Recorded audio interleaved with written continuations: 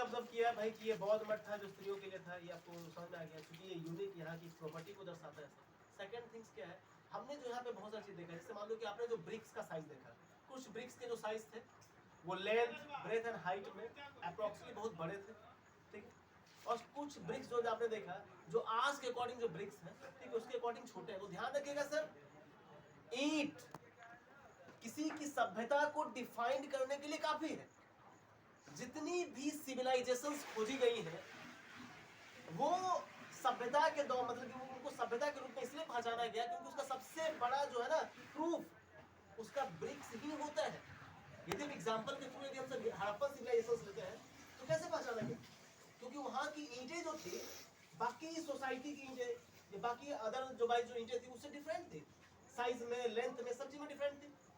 तो आपने जो यहाँ का जो ब्रिक्स देखा, तो ये ब्रिक्स सर आज की कहानी को बयान नहीं करता है। ये जो आपका मठ है वो 12th एंड 13th सेंचुरी, मतलब कि बिफोर, यदि हम बात करें तो 1200 या 1300 इयर्स एगो, मतलब 1200-1300 साल पहले यहाँ पे मठ हुआ करता था। हेलो, समझ गए? 1200-1300 साल पहले जो है यहाँ पे मठ हुआ करता था, जो कि वेरीफाइड किया गया है स्त्रियों के मठ के लिए। तो ईंटें एक सिविलाइजेशन को इंडिकेट करते हैं। तो जब भी हम सब कहीं पे जाएंगे तो इस चीज पे भी गौर करेंगे कि वहाँ का ब्रिक्स कैसा था।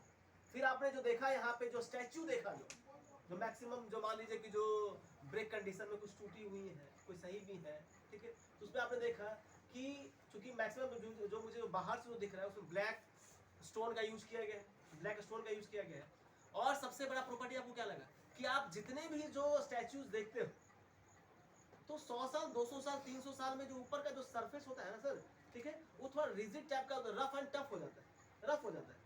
लेकिन सोचिए सर कि 1500 साल पहले की ये जो स्टैच्यू है आज भी इतना स्मूथ है, इतने बारिश, इतना मौसम झेलने के बाद, इतने वेदर से टच में होने के बाद, सोचो कि आज भी उतना रिएक्शंस नहीं हुआ उस पर, उसका स्मूथनेस आज भी बरकरार है। अब अकॉर्डिंग टू विकिपीडिया देखा जाए तो उसके अकॉर्डिंग तो कहा गया है कि भाई कि चारों तरफ 12 कमरे थे जिसमें स्त्रियां रहती थी जो कि बौद्ध की तरफ ध्यान आकर्षित, मतलब कि जो है ध्यान आकर्षित करके रहती थी, ठीक है। तो ये सब चीजें हमने यहाँ पे देखा, बहुत सारी चीजें जो है, कुछ टनल भी हम सब गए अंदर, कुछ गुफा टाइप का भी जो बना हुआ है जो अभी अंदर से ब्लॉक्ड है।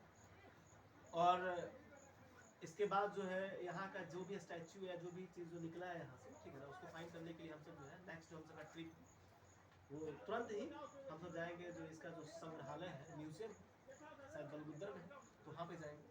तो हम सब की जो यहाँ पे टीम आई है सर, ठीक है, आप जो है यहाँ पे एक स्टूडेंट का एक टीम है और उसको हम जो है एक रिसर्च सेंटर के रूप में देख रहे हैं। तो आप हर एक चीज को वॉच करोगे क्योंकि मान लो कि 2 आंखें जो चीज को ना देख पाए, हो सके उसमें से जो 50 आंखें हैं वो कोई ना कोई ऐसी चीज आपके आंखों के सामने आ जाए जहाँ पे मेरा नजर भी ना जाए या किसी और का ना जाए, तो उस चीज पे नजर रखना है हम सब, क्योंकि बच्चों में ये एक्टिवेशन, ये चंचलता होती है सर।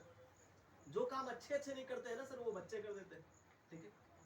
तो सबको जो है मेरे तरफ से बेस्ट ऑफ लक कि आप जिस काम से आज आए हो, ठीक है ना, इसको हम एक अंत कंडीशन तक पहुंचा करके इसको हाईलाइट करके, क्योंकि हमारे डीएम साहब का भी आदेश है, चूंकि अभी आपको मिले भी, ठीक है, जिसमें एकदम स्पष्ट कहा गया है कि भाई हम सबको लखीसराय का जो भी इस तरह का सेंटर है उसको हाईलाइट किया जाए और इसको पर्यटन के दृष्टिकोण से, ठीक है, इसको जो है एकदम श्रेष्ठ बनाया जाए।